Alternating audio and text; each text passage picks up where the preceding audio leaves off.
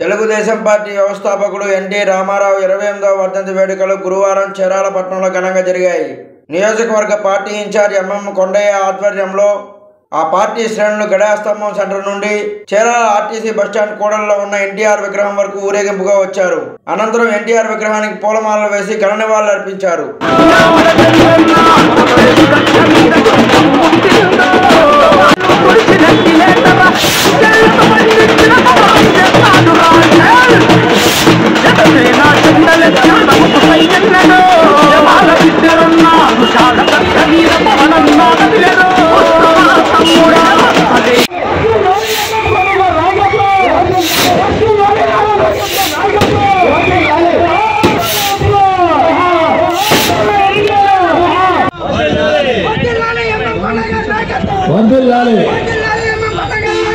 MM Kondaiah గారి తరఫున మరొకసారి ధన్యవాదాలు తెలియజేస్తా ఉన్నాం.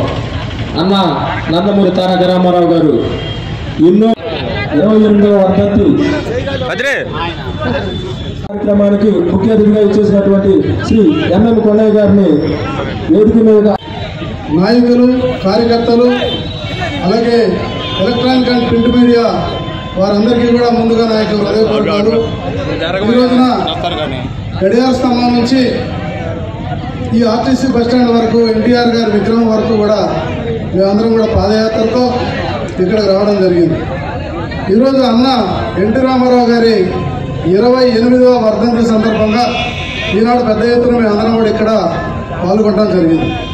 ఎన్టీఆర్ గురించి మీ అందరికీ తెలుసు, ఒక శక పురుషుడు, ఒక యుగ పురుషుడు.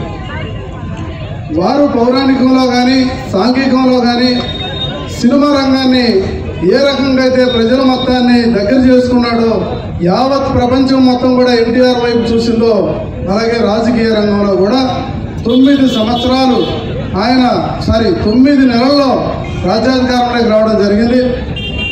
వారందరూ కూడా చాలామంది ముక్కు మీద ఏరేసుకున్నారు. అంతటితో